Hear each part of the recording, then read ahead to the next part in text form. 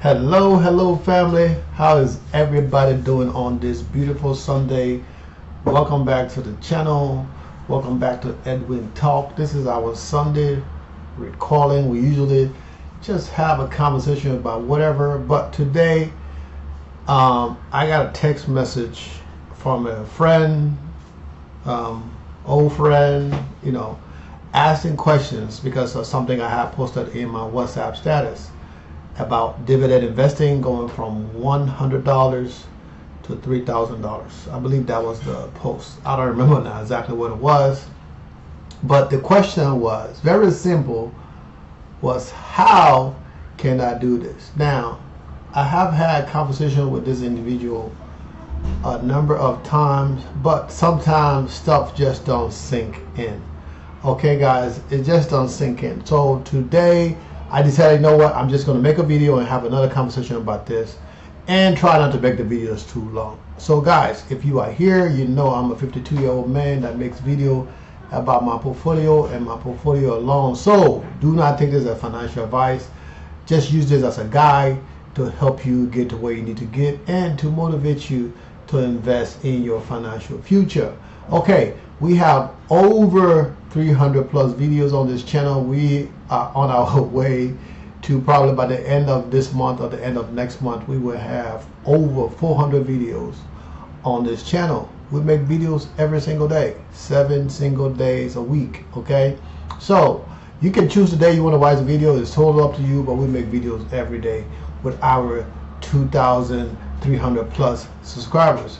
We are on our way to 3,000 subscribers, but it's a process. Like everything else, it's a process, and just like we are growing this channel organically, we are growing our portfolio organically. Okay guys, so without further ado, let's get down to it. Okay, so I got this thing open here, right? So basically, if you need to get started, you need a brokerage account.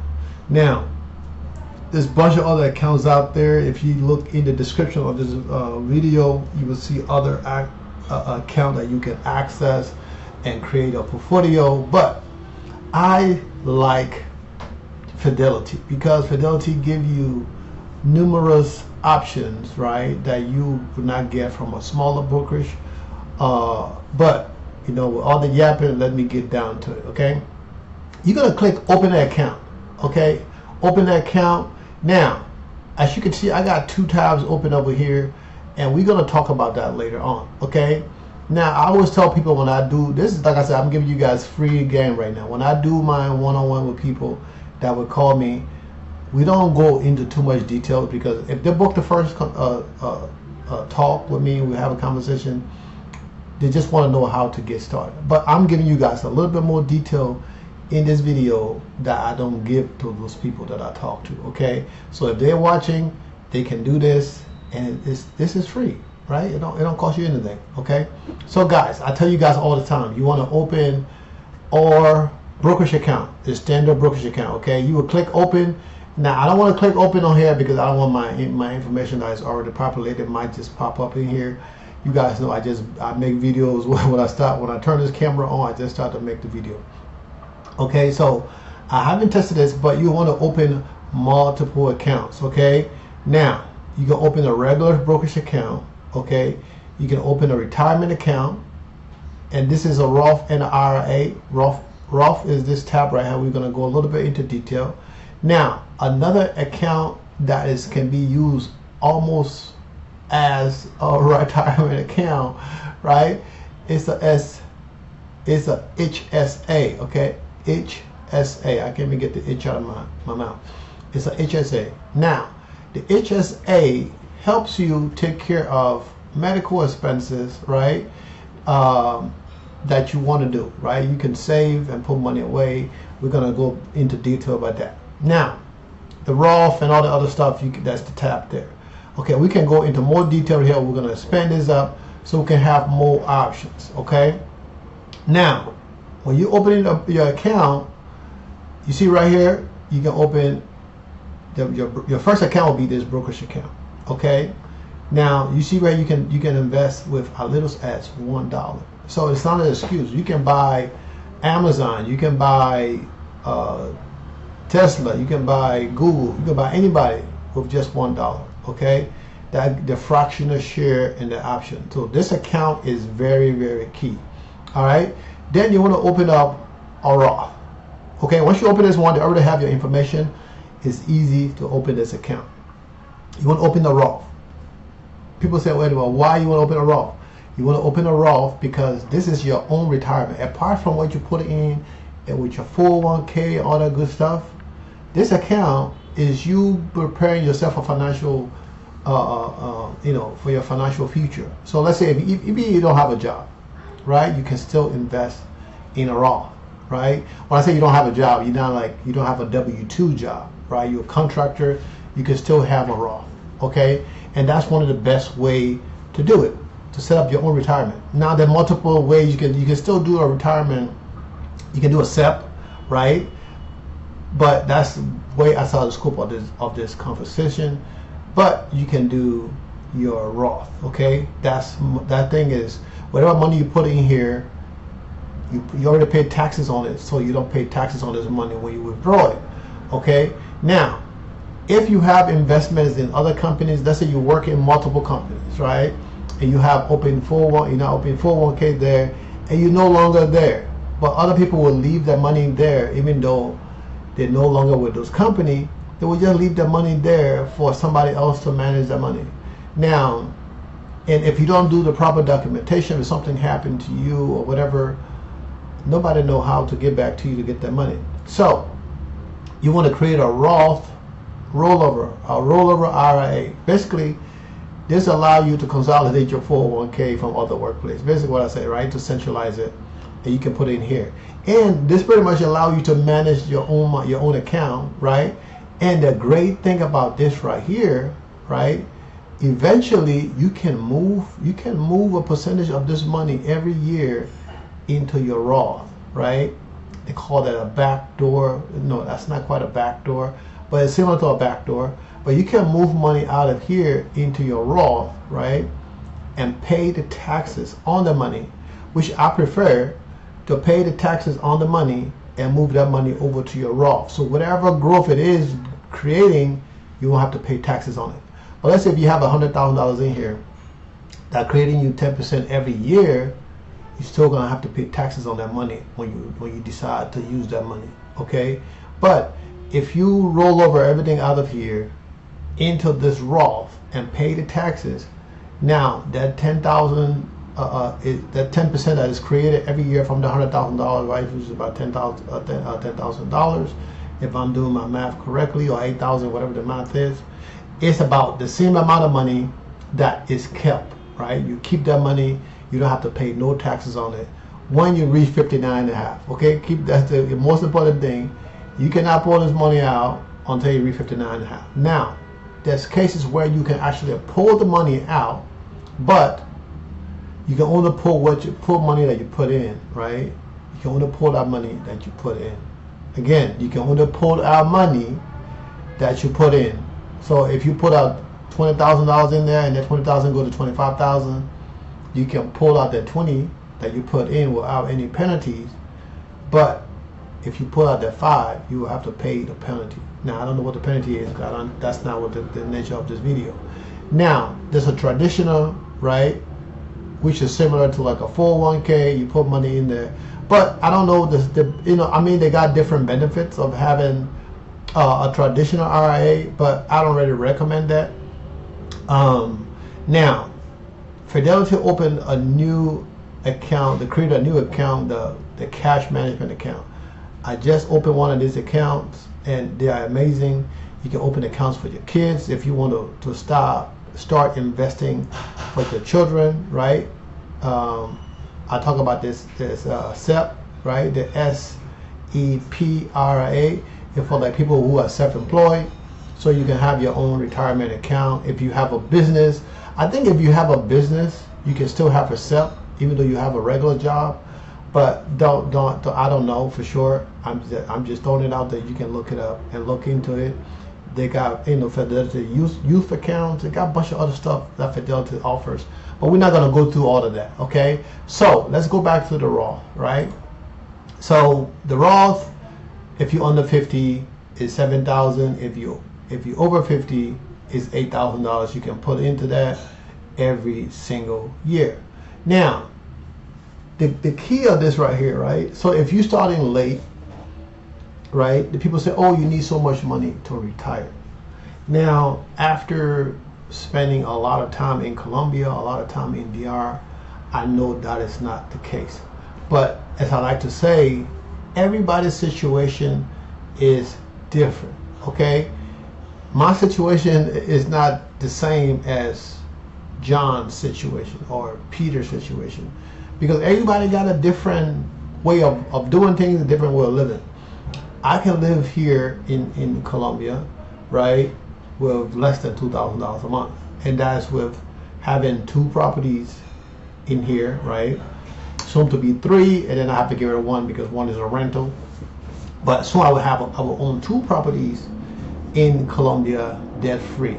Okay, I still have to pay my taxes and all that good stuff, but it's better than paying, for me, right? It's better than paying rent. The reason why, because I can choose exactly where I want to live than I'm trying to find the best word for this. I can choose exactly where I want to live than where is available for me to live because I am a foreigner. Okay, so I can buy a place that I want to stay in, that I like, right, than to rent an apartment where I have to go through 20, 10, 15 different owners, right, to be able to get to rent an apartment, something that I can afford in a couple of months if I really want to buy. Okay, but this is not about that. This is not the video. I'm just trying to make a point. I hope you guys get it. Okay, so this is the second account. The first account, well, this will be the second account you open once you open up your brokerage account. Okay, your first brokerage account.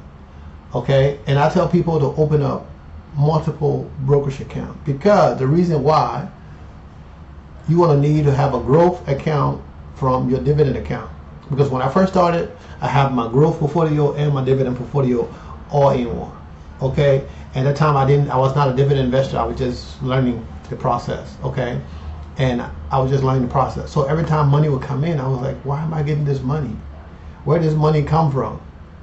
Okay, it took me a while until I realized, like, oh, this is what the dividend stuff that people have been talking about. Okay, so I need to pay more attention to my dividend portfolio. And then later on, after I start traveling, I realized, like, man, $2,000 a month is more than what I need to live a really good life. And you guys be like, man, Edwin, you crazy. Guys, when you're traveling for fun and traveling to live, it's a big difference, right? When you're traveling for fun, you want to pop bottles, you want to do all this other crazy stuff. For me, I don't drink anyway, so that don't even count, right? You want to do all this other stuff that is you consider fun, right? Yes, I've done all of this stuff in the past when I was a lot younger. I haven't had a drink in over 20 years, okay? This coming January 1st will make it 21 years since I had a drink of alcohol. Now, it's about choice, okay? A lot of people are like, man, why you stop drinking? Something bad happened to you? No, nothing bad happened to me. It was like a New Year resolution. Like everybody want to do New Year's resolution to lose weight, to do other things. That was my New Year's resolution, to stop drinking. Okay, so I got that out of the way. So if you go over here to the HSA, you will see that you can contribute. The annual contribution limit, right, can be added up. That's blah blah blah blah. Is $4,000 for individual and $8,500 for a family. So just to get to all this the quick, right? By yourself, you can put away $4,300 a year, right, for individual, and $8,000 something for a family. Now, and if you open up a HSA, you can actually buy stocks with this account, right? So that's another thing, right? So all this money that I'm putting in here for my HSA, right? I can use that money to buy food. I can use it to buy. It's an addition to your retirement account, right? For real. It's addition. Usually when I travel, when I need money out of I don't use it out of this one, right? I put money out of my HSA from the job. I will put money out of that account, right? Maybe a couple $100 a month or something like that. When I travel, when I need cash, right? Sometimes we just transfer it, pull it out of my charge swap account. But sometimes I'm like, I got this account, this money sitting there, and I can use, right? And I just pull cash out of that because every time I get paid, this money going into the account. So twice a month, this money going to the account from my job as a contribution. Okay. Now, so, and you can, like I said, you can use this money as another form of retirement, but it's primarily for healthcare. And like I said, I have that money invested, right, into my HSA account that I have with Fidelity. Okay. That helps cover my expenses, right? And you can see right here, there's no fees, there's no minimum investment required, and then you can do options for short-term or long-term. Okay, I think that's what it's saying, on options for short-term or long-term growth. You know, and like I said, all this stuff right here is amazing, guys. Okay, like I said, I know this video was going to be short today, but you know, it turned out to be longer than I want to.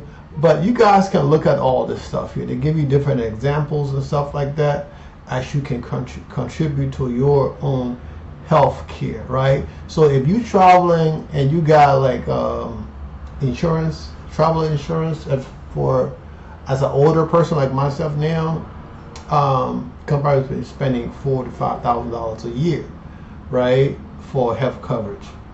But I mean, you can still, you know, pay that monthly basis, and then if something happened that you need to pay, this can cover that, right? And as an investment, as you buying stuff, this is growing every year if you're not using the money. I don't use this money. I don't put as much money in there like I do in my other account. I don't put much money like I do into my other account, but you know, it's a good account to have, right? And you can have a bunch of different accounts, right, with Fidelity. That's why I like them. There's a lot of stuff in one place, and I mean, you can go do all this stuff and do your own investigation. This is just to throw light on this thing to make you guys to pay attention. Okay, so the other question was how. So you can see SHD, I got JEPQ and JEPE. Now, I invest in all of these positions, okay? And like I said, guys, this is not financial advice. This is just to share light, to help you guys, to motivate you guys to continue to invest. Now, it's not everything I'm going to say is going to be to the T. Some of the stuff I'm just talking on top of my head. So if you want to be specific, you got to do your own research, okay? This is just me giving you, how you say, I'm giving you like pointing you in the right direction to help you get to where you need to get. Okay, that's completely up to you. You can do it, but like I said, that's why I show all these different tabs when I'm doing it. Other people, when they're doing this stuff, they will cover this tab. You're not going to see none of this stuff here. You're probably going to see from down here what my mouse is, or you're going to see from over here, right? They're not going to let you see all this stuff. So for me, I don't give a damn about that. My goal is to encourage people to invest, and how better way to encourage you to invest to show you the tools that I use to get me to what I'm at today. Okay, so that is completely up to you. As you can see, right, I got it on the 5-year. So on the 5-year, this thing, of course, SCHD did do the max. Okay, they did do a 3-for-1 split a few months back, right? So where now the share price dropped. At some point, this thing was like at $60, $70, right? But of course, over the years, you know, the product has continued to grow. Now, forget the price is important, right? But SHD pay every quarter. Okay, for me, I prefer a monthly dividend. That's why I have other positions that generate income monthly, and some of them even weekly. But monthly is good because you can balance your bill, you can balance your budget because you're paying your bill every month, right? So, but take SHD for example. We're gonna go to dividend. Okay, so annually they pay $1.04. Okay, for the stock price of $26.90 today, right? It was less than that a few months back when they did the I can't even get the thing out of my mouth right now, but that's the price it is right now. Okay, when they did the stock split. All right, so now you can say, okay, they pay every quarter, the frequency they pay every quarter. So every quarter so basically if you split this into 4, right, because it's 4 quarters in the year,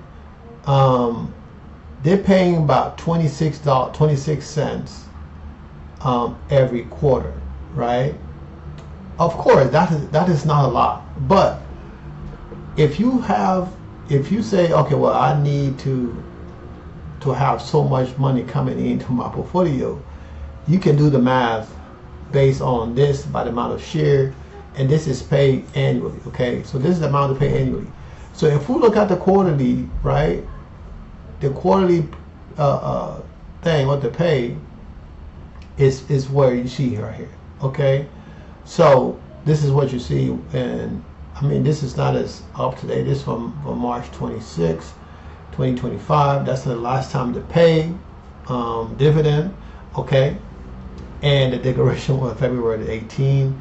The recorded date was the 26th, and that's when they pay. And the 26th, the ex-dividend date rather was the 26th, and the payout date was the end of the month. Okay, March, the end of March. So this is basically how you can look at stuff. Now it's like I tell you guys a lot of times, you don't need to be able to read the technical charts and analyses. You just need to look at this document and understand the difference between the stuff. Okay, and that's it. And then you see, so if you're collecting money that coming in, right, they're paying this every quarter, right? Now I know I got some positions that pay this every month, okay, or every 2 weeks. You know, they pay like 9 or 10 cents, right? I mean, every week they pay like 9 or 10 cents. So in 2 weeks, they're going to be paying close to 20 something, but it's more riskier. But if you want to be in a safe space and not worry about your money, you know, you can put money in here and start to collect. For every 20 something dollars you put in, $27.96, every year you get $100 in return. I know this is not a lot, but some people are like, Edwin, man, come on now. I gotta wait a whole year to make $1. I mean, of course, the dividend yield is 3.86%. I mean, you can get that much from some high yield savings account, but the difference is the growth potential. Okay, this thing, it got the potential to grow up to maybe double what it is now. Okay, so that's the growth potential. All right, so let's go to the the dividend growth. Where you can see right here, the dividend growth is 16.67%. So it can grow, right? That's I just said that. All right, so we're gonna look at JEPQ real quick, and they got the pricing. And everybody talking about JEPQ, JEPQ. Okay, we're just gonna make it real simple. This is what the holdings. What all's in that? They got Microsoft, Nvidia, Amazon, Broadcom, Meta, Netflix, blah blah blah, and some other stuff that you will know what it is in here. Okay, but they got a lot of stuff in here. Okay, a lot of, okay, that they invest in to generate their income. Okay, and we can look at the dividend real quick. Okay, if you need to find out more information, I mean, guys, this stuff is right here. Just click in and look it up. All right, so JEPQ has a dividend yield of 11.61%. And they pay $6.11 per share in the past year. Okay, so if you buy one share of JEPQ, right, which is twice the price of SHD, but instead of getting $1, right, let's say $2. If you have to buy 2 shares to get $2, right, of SHD. But in this case, right, 2 shares will be almost equivalent to 1 of this. So you still be getting $2.04 as to where you're going to be getting $6.11 per share. Okay, so the more it will cost you it will cost you less to get the same dollar amount as SCHD because they're paying more, right? So go back to this, right? So you're gonna have to have how many shares of XUSD? You need 6 shares of SHD, right, to generate close to this $6, right? Instead, you just get 1 share of JetQ to get $6. So you can do the calculation on how much that is. Now, of course, you can see they pay 62 cents, they pay 59 cents, 54 cents, 48 cents. The amount they pay every month, it go up and down. But with some consistency, you will be getting a little bit over $6 a year. Okay, guys, it's not financial advice. Okay, so don't use it as financial advice. Okay, so we look at JEP with a PI. Okay, so the price is similar to the other one, and we're gonna click here, and these guys pay a little bit less dividend, right? But they pay 8.34% and $4.67 per year. Now I have both of these positions in my portfolio, right? I do have both of these guys in my portfolio because I like to diversify my portfolio and collect money from different places. Now, if you watch me all the time, you know my goal is to have each one of my 100+ positions paying me the minimum of $100 a month, right? Even though some of my positions pay me way more than that, but the goal is to be collecting $100 a month from JEP, $100 a month from JEPQ, and so forth and so forth. Okay, guys. So I hope this get the point across. Okay, so I hope this get the point across to you guys who want to start investing. Now, before you get here to start making $20,000, $30,000, $40,000 a month, there's some risk involved. Okay, it's not all fun and games. Okay, you have to put in your own money and let it grow. And dividend investing is very addictive. I'm telling you, if you start dividend investing and putting your money in there, and you see your funds grow every single day, is encouraging to you. I know it's encouraging to me even now, right, that I still invest a lot of money into my portfolio, right? I still invest a lot of money into my portfolio every chance I get. Okay, even though I use margin, so I have a lot more money coming in. That is because I've used other people's money. But as I continue to pay my margin down, which is the goal for the rest of this year, to pay my margin down some, and I'm still going to be investing, but investing smarter, because also as I'm investing, paying down debts, I'm still using some of the money to live over and pay my bills, my expenses. So paying down debts is key. Okay, guys, so I hope this helped the new people, right? I think I give a lot more information than I would give on when I do my one-on-ones, and I'll be more prepared when I do my one-on-ones because I have to be prepared to answer people's questions and give them more details. Okay, guys, I love you guys. We're gonna do this again tomorrow. Hopefully, we can have a better day in the market as we continue to generate income, y'all. It's another week, another dollar.